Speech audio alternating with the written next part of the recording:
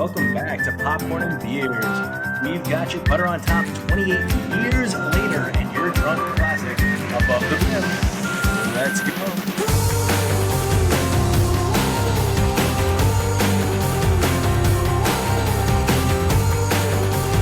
Welcome back to your dog's, cat's best friend named Garfield's favorite movie review show. This is Popcorn and Beers, where some use tomatoes and others use thumbs. We use the stuff that gets you drunk.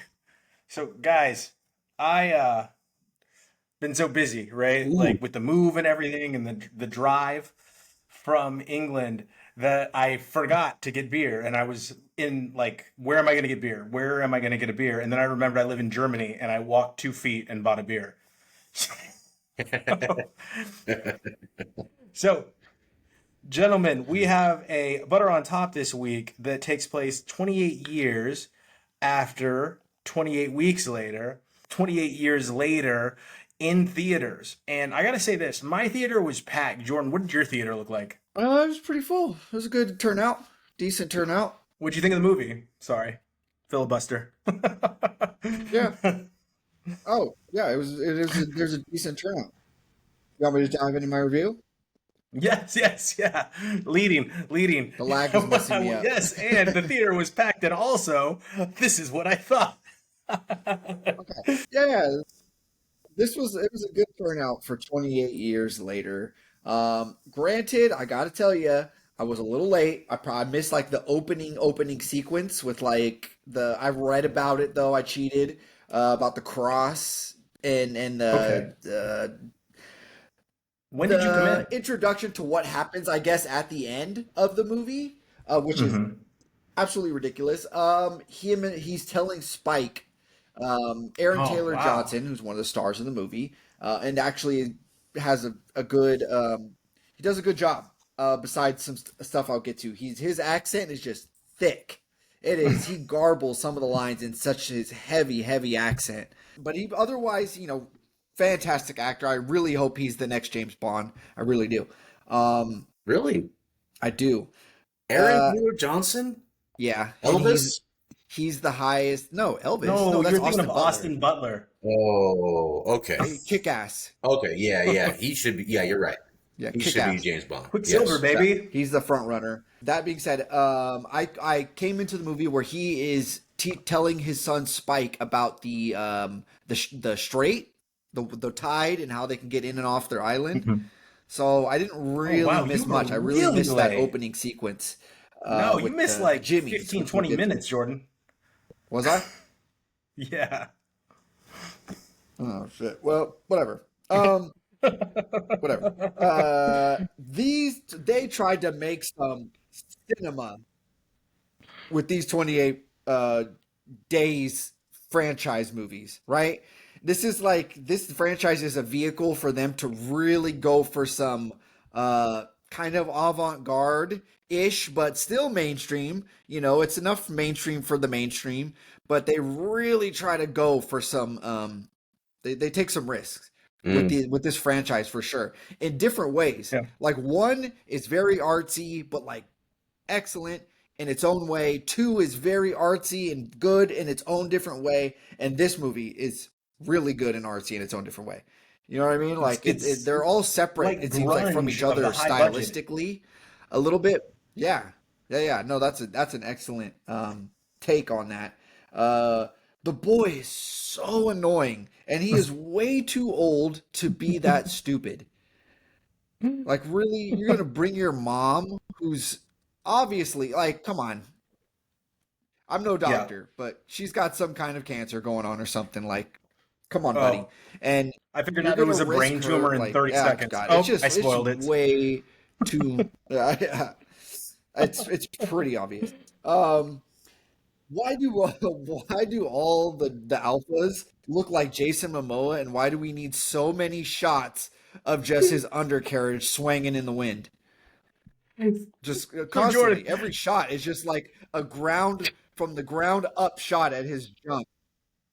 Jordan, That's my review every time I'm talking to somebody is What? it's got so much swing and wiener like throughout the whole movie, and it's like, let me zoom in on this penis like right now. And I was like, Yeah. God help anyone that feels like inferior or has those feelings of inferiority complexes, because these things are swinging and they are knee length.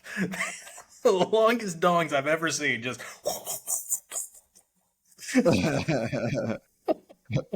So the sequel is going to be 28 inches later. That's a good one. Oh man. Yeah, no, so there's like two alphas which we're introduced to. We're kind of Mhm. introduced to this class system of zombies now. There's the fat Mhm. ones that all look the same and they The crawl. crawlers. There's the runners, the rage zombies, and then there's these Mhm. there's these alphas that all look. There's two of them that were shown, and they look exactly the same. Hmm. So it's weird. It's just the baby. Come on. That's where this movie, I was like, I literally in the theater threw my hands up. I was like, oh God, are you kidding me? She's gonna deliver a baby, and then she does, and I was like, okay, this is gonna be like one of those what was it, the Dawn of the Dead, where the lady delivers a baby and it's a zombie, right? Zombie baby. Yeah, Yeah. Dawn of the You Dead. remember that? That's horrifying, You gonna kill my iconic baby? scene. Yeah, crazy scene. And I was like, oh, this is what they're gonna do. And then it births a real human baby, and she's like, she's midwifing a zombie through birth of a baby. Yeah. Too much for What me. do you think? Yeah. Far Too off, much. Josh. You're And not. I then don't want to of spoil too course, much, but Josh, there is definitely some hand holding yeah. of the and like it's a really weird scene.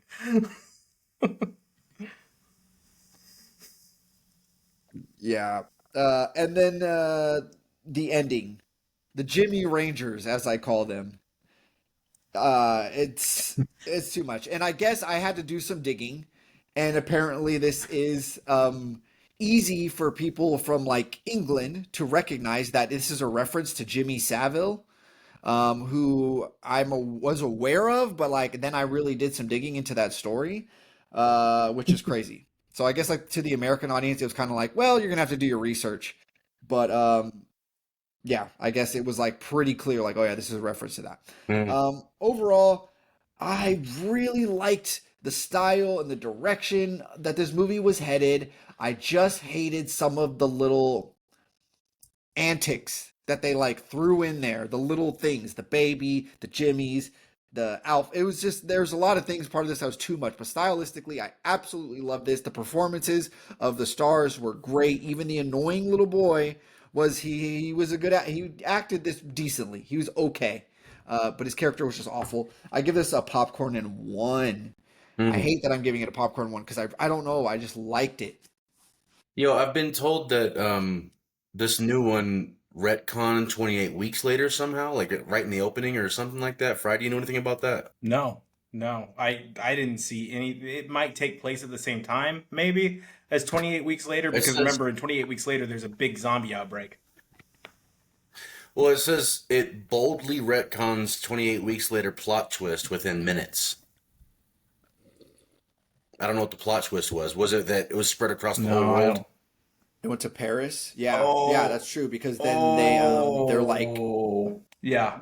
they're No, I know what quarantined he's talking about, Jordan, on at the beginning when they Britain. do the subtitles and it tells you what's going on in the world that they're currently living in, and then it says like Oh, they've pushed the zombie to horde back from mainland Europe. So, Jordan, here's what I'm going to all right, say. yeah. Three movies in one for me. You have the first story, which is the Mm. father-son story with Aaron Taylor Johnson and Spike, and they go out and they do their thing so he can become a man.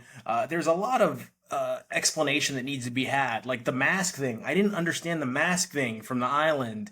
That was really weird, Oh yeah, yeah. right? You know how The they keep weird doing rituals. flashes to the mask? Yeah. So that tripped me out. And then you have the Hmm. second movie where he's trying to like drag his mother with a brain tumor across the channel and all this stuff and get her fixed up. And he's going to be the big tough guy all of a sudden after he had clear PTSD. very clear PTSD from his first interaction with these 28 years later zombies. And now he's tough and he's got this because he's got to stand up. So now we have movie part two where we get to meet the doctor. And I don't want to spoil who the doctor is, but that was an awesome scene to see who was acting out the doctor in this movie. Thought he did it fantastic. The doctor was one of my favorite parts. It actually made Anna cry. My wife, she went to the movie with me. That actually got her. Like she was streaming when the doctor was talking to both Spike and his mother. Mm.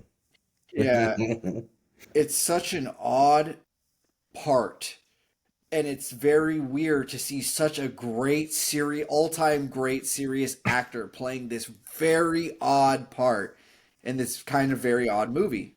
But he was great. He's phenomenal. Yeah, absolutely. And then, of course, we have Act Three, which is a totally third different movie, which is Spike ventures out on his own.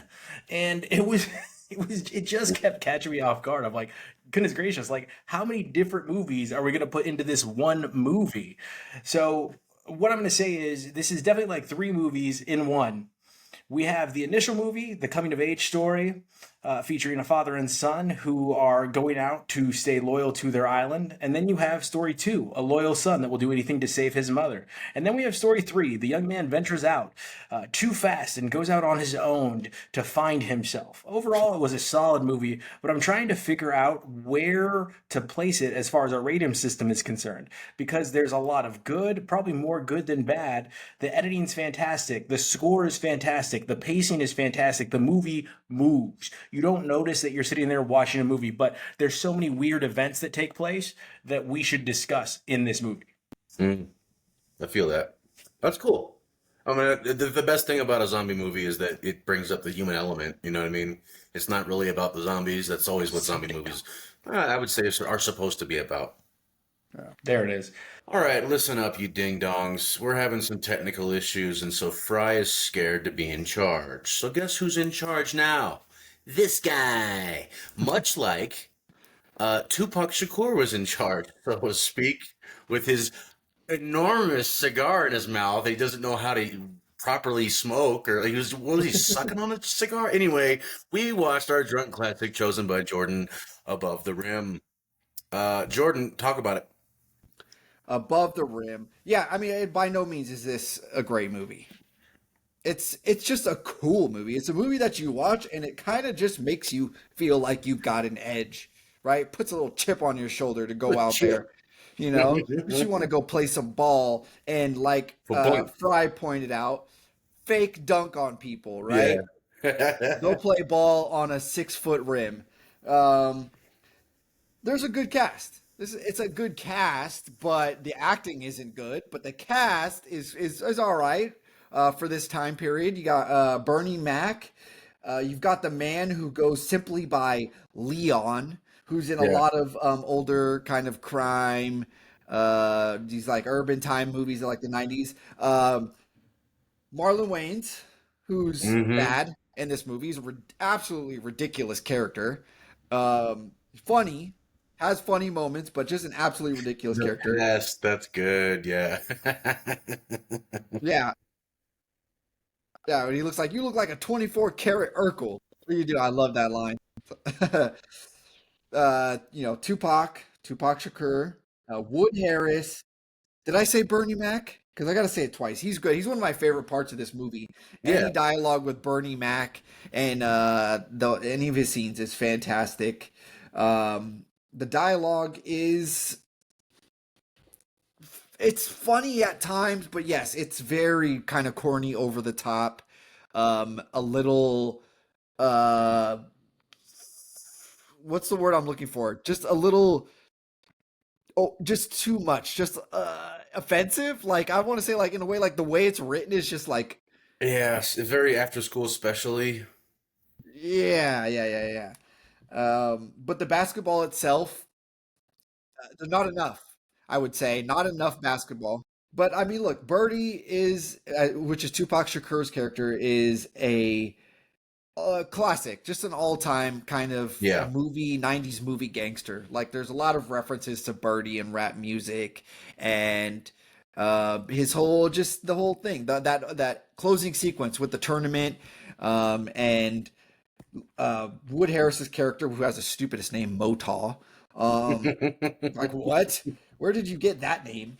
Um, it's just it's iconic. Him pulling the gun out of the gym bag and all that. It's good. I like this movie. It's not a good movie. I give it a popcorn, but this is a movie that like it was a foundational kind of formative movie for me. I watch this a lot. Okay. Yeah. Well, like I said, very after school special, and a lot of movies kind of had this element. I want to say Juice, even though Juice was a little bit better, but not Oof. much better. Oof. Um, Great uh, movie.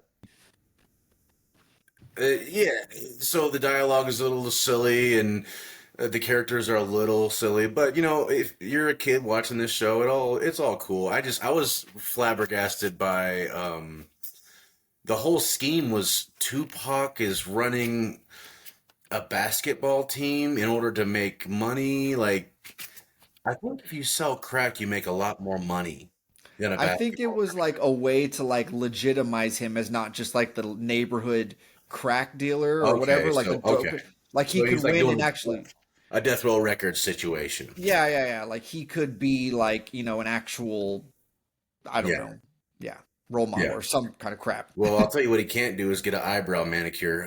Anyway, yeah, my first time watching this movie, and it was. I wouldn't say it was good. I wouldn't say it was No, horrible, but I mean, it was an after school special, and it was kind of cool. I think the only thing that was really great about it to me was seeing New York before it got cleaned up. You know what I mean? Like you got to see dirty New York, and this time capsule situation. I don't know how many times I've said time capsule on this show. Um, Time capsule. Uh, but yeah, I mean, I don't know. I don't think I would ever suggest anyone watch this movie, but it's like fun to talk about, I guess, you yeah. know. Why is he playing shadow boxing basketball? Why don't he just get a basketball? Like, you know what I mean? Pretending to dribble is one of the most awkward things in the world. Popcorn. Let's talk about this one that relates to the butter on top. You saw 28 weeks later, right? I did watch 28 Weeks Later. Yes, 28 Weeks Later.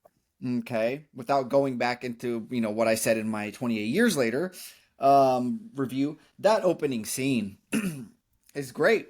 It's fantastic. I really liked it. It's you makes you feel all kinds of different things. Love, the fear, the hate, the anger, everything.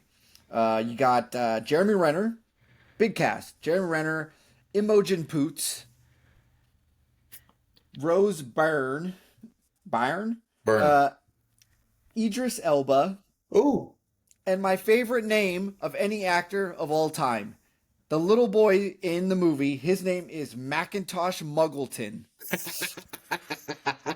That's a Harry Potter We character got to name get if him I've in a ever heard movie with one. Benedict Cumberbatch, Yeah. dog. Get your Harry Potter name ass out of here. Oh man. The hospital outbreak scene is nauseating. There's that scene where the helicopter mows down the zombies. Yeah. Yeah, right. I was really, I did some looking into this because this has been bugging me for honestly years since I watched it in theaters. That happened in Planet Terror, where the helicopter mows Oh yeah. down. Like Yeah. that helicopter mowing people down scene happened twice in the same year in theaters. Huh. Isn't that weird? Interesting. Yeah. It was a thing. Huh. Yeah, they both used a helicopter to chop off heads. That's pretty specific. Yeah. Like really specific. There was a mole. They were like, "Hey man, I was Yeah. working on this movie Yeah, yeah, and yeah. they chopped some yeah." Oh, we're gonna get a bigger helicopter. All right. Yeah. Yeah, nauseating, the red flashing and just the chaos that is taking place. The camera's spinning around and all this crazy. It just was like, oh god, this is making me a little nauseous. Why was the woman who survived essentially? She is the sign. Why are they not guarding her? Why are they not listening to this doctor Rose Byrne that she could be a cure?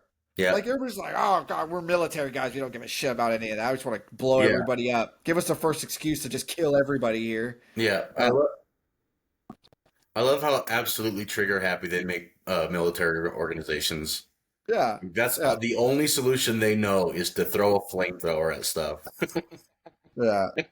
Just come on, man.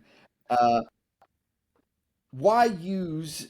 Let me see. What does my note here mean? Why use this much resources? Oh, okay. So they're trying to track down these kids throughout England, and whatever. It's like, why are they using this much resources Yeah. to go and find these two kids? Like, just let them go out there and they'll probably die, you Hmm. know, with this outbreak going on. Or just wait for the zombies to die out again.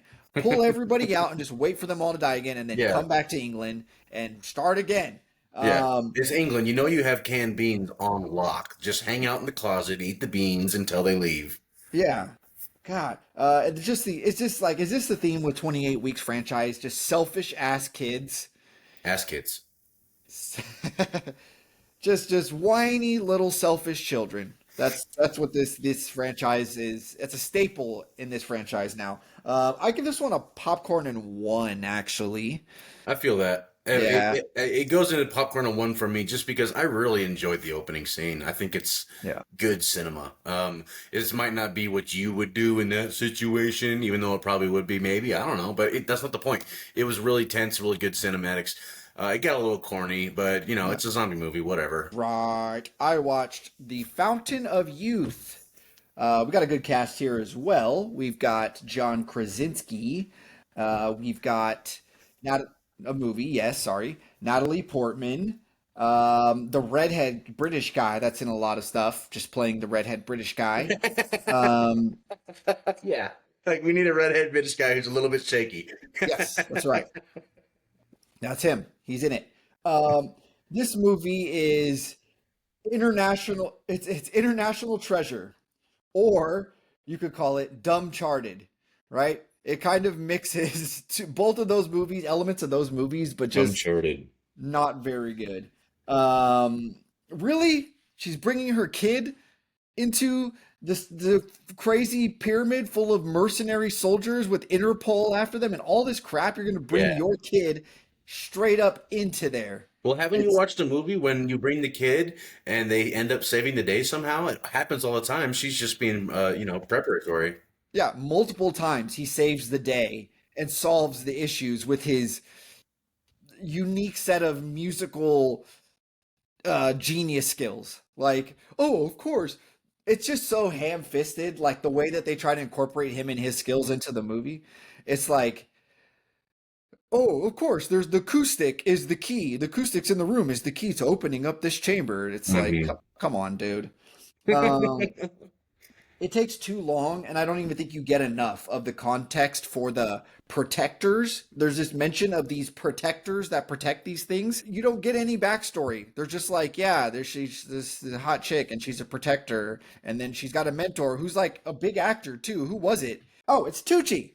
It's the Tooch. Tooch. Tooch It's gang, the Tooch gang, Tooch. Tooch gang, Tooch gang. I liked that Laz Alonso, Mother's Milk, from The Mm, Boys is in this, so that was cool, like that. But overall, it was a fun movie. It okay. was fun. It just reminded me of movies that I enjoyed better, like that did like Uncharted, which again wasn't critically acclaimed. A lot of people didn't like it, including people on this podcast. I liked it. I really did. And then National Treasure, which is just a national treasure of a movie. Nicolas Cage, come on. But this movie was I'd give it a popcorn and one as well. Word. Popcorn and one. Okay, Yeah. okay. Well, I only watched one thing this week besides the Above the Ring, if you count that as watching something. Well, I watched a movie that I just happened to hear about through internet stuff. It's called Boiling Point. And the main actor's name escapes me, but he was the Jason Statham's best friend in Snatch. You like dogs? Oh, dogs! That guy. Mhm. Um, so the movie is about let's say it's a one maybe two-star restaurant in England, and he is the head chef, and the movie takes place during one shift at night around Christmas time. And the whole movie is one continuous shot. And it is expertly executed. So good. The movie it's really, like I said, it's just one shift, but it's cool. Well, the movie's called Boiling Point. It's not like The Bear. Stressful for me, for sure. But I think having watched The Bear, I was primed and ready to watch this. This is not nearly as bad as any of the things that happen in Bear. Like the ticket going crazy, that was actual PTSD for me. The ticket machine. The Christmas scene, of course, and like there's just so many aspects of The Bear where they really ramp up your blood pressure. This is a very muted in comparison. I think it came out 2024, 2023, something like that. So it's pretty new. It's pretty damn good. I watched it on Tubi or something, and subtitles were not offered, so that was tough because the main guy's got the with the what's that English accent where you go? Cockney or It's something not like that. quite Cockney. It's that blonde fighter guy has the same accent. I'll have a kind of Hulk. Well, the Scouser. Yeah. So he's got that accent. His sous chef is Irish. The dishwasher is Nigerian. The pastry chef is French. So they all have really hard accents to understand sometimes. So that's tough. But it's really great because it just shows different perspectives. Like it follows the chef mostly, but it also follows the waitress for a while. Then it goes to the black waitress, and then they have the same table. And of course, the white waitress is treated well. The black waitress is treated poorly at the same table. It does a lot of things like that. It's really good in fleshing out every aspect of working in a restaurant like that, a high pressure restaurant. It shows everyone's perspective, even the hostess, even the manager. It's really wonderfully done. It has a really tough ending, but I think they do something incredible with revealing things about the main character. They put things off until the very end when it's like, oh, so bad thing, he does bad thing, whatever. But by the end of the movie, when you find stuff out, like you have empathy for this man because he's just trying his best to make this restaurant like stay afloat. Anyway, beautiful film. I say popcorn and 1 overall, but cinematically, popcorn and 2. It's Stephen Graham, by the way, from Adolescence. If to get the Oh, audience. yeah, the father. Yeah. Yeah. So what about Jordan? What do you got? Yeah, I watched something that was new on Netflix this week. I'd never watched, and I don't know why. I was just feeling some sci-fi, not sci-fi. What would you call this? Fantasy? I don't know. The Last Witch Hunter, Oh, starring Vin Diesel with hair. oh, Scary. what Vin kind of hair? Diesel. He has a long braided Viking hair in the beginning. Ew. It looks weird, dude. That's a guy that was just born to be bald. Yeah, yeah, he's born to be bald, that man. But actually, he did have hair in that like accounting movie, or what was it? Was it accounting or Wall Street movie you had us watch? Boiler room. Boiler Yeah, that Room, was yeah. really. It seemed like that was painted. You think so? You think that was not real either? I think it was painted on or Uh, touched up. yeah. This movie's ridiculous. It's just the entire movie is exposition because they're just building this massive world and like they know that they're probably not getting a sequel. So they're just trying to cram Mm. this world building down your throat.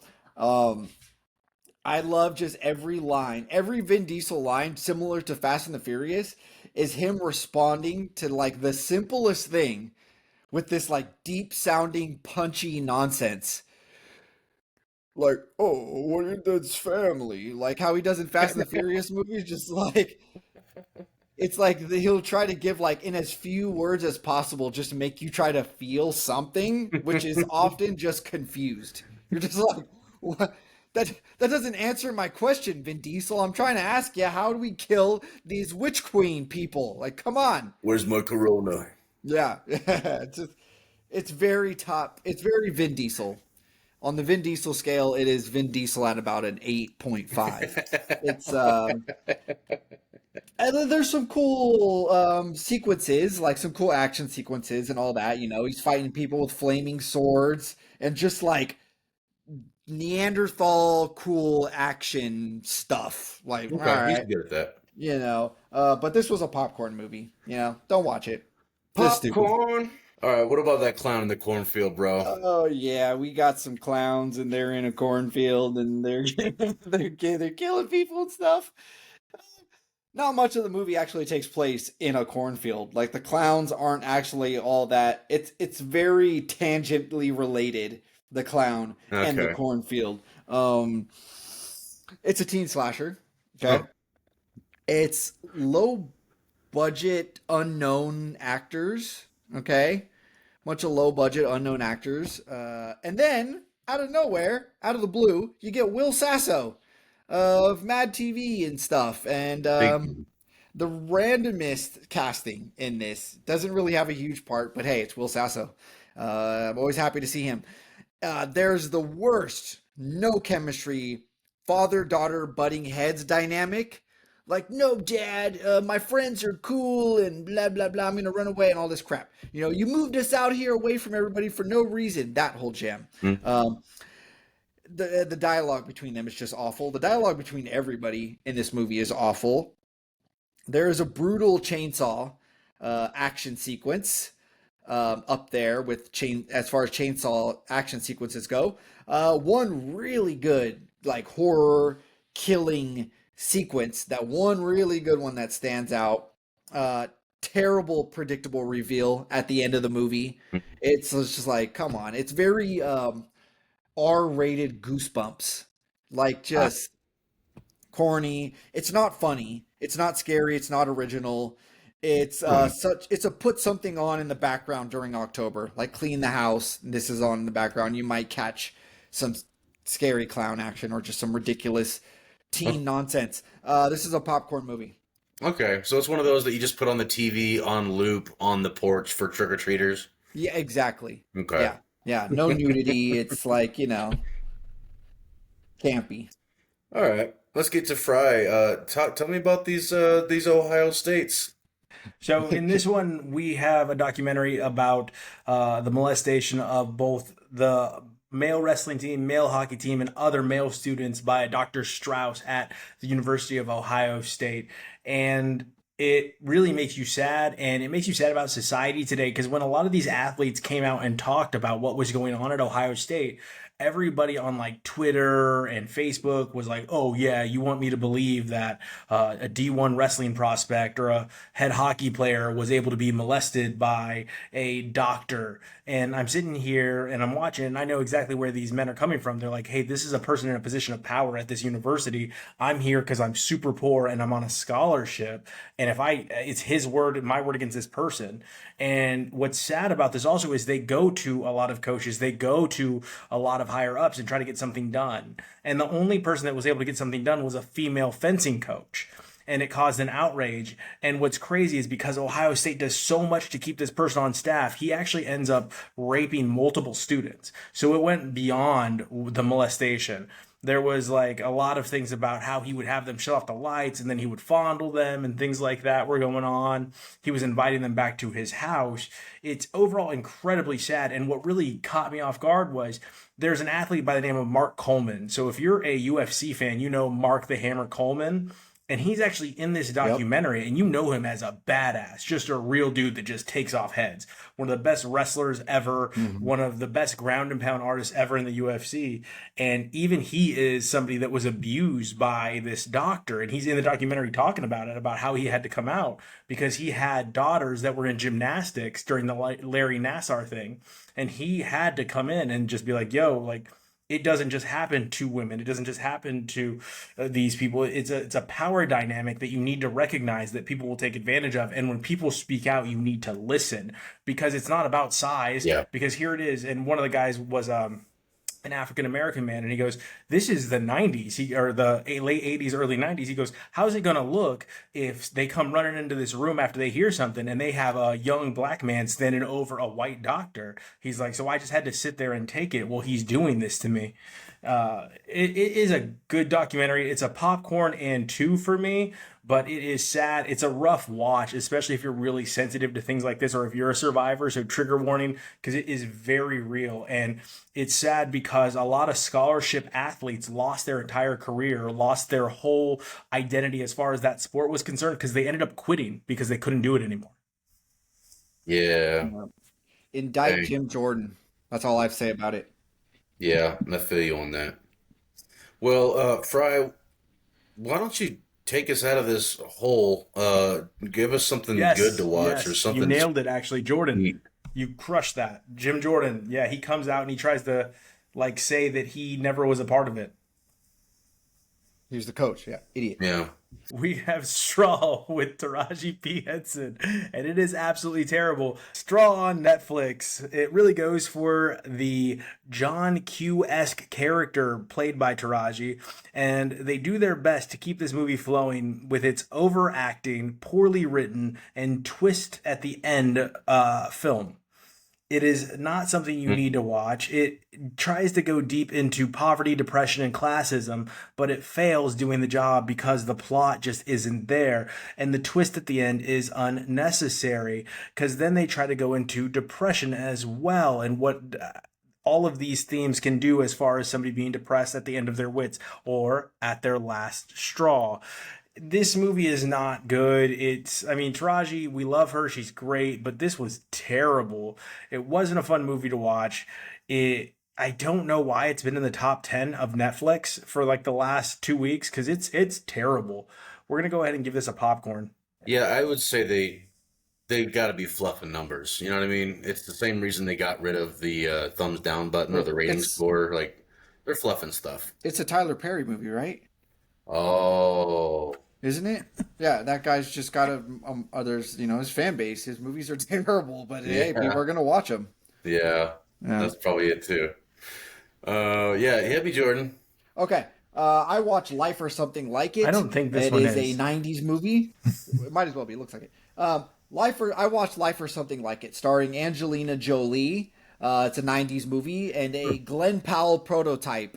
There have been many Glenn Powells that have came before Glenn Powell, and this may be the original. Okay, it's a strong central plot for what I call a drom-com, a dramedy comedy. A bit too much development and not enough in the panic where the humor could have really flourished. The whole plot is that she is an anchor, a news lady, and she's out on the street and she interviews this homeless man who is like a prophet, claims to be a prophet, and tells her that she is going to die in a week. He says the Seahawks are going to beat the Broncos 17-13. It's going to hail or it's going to rain tomorrow when it's supposed to be a hot day, and then you are going to die next week. And then the first two come true. And then so she's freaked out that she's going to die, and then she has big revelations and her whole life changes and blah blah blah blah blah. Great premise, honestly, for a movie. Yeah. It really drew me in. Angelina Jolie is she is Angelina Jolie in this movie, without being offensive. And Altoids reference to love is the most '90s. Oh, were they making allusion to stuff like, oh, just Yeah, like the Altoids? Okay. yeah. It's there. What is it? Curiously strong, and it's like an allegory to love. How Altoids and they're curiously strong. Yeah, it's just the most ridiculous thing. Ugh.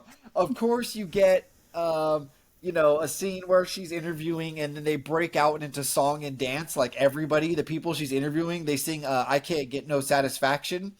Because she's interviewing these workers on strike, and do you feel like you can't get no satisfaction? And they all start singing and dancing. The news crew starts singing and dancing back in the studio. The people at home watching are singing and dancing along. It's that. Okay, this is that movie in a nutshell.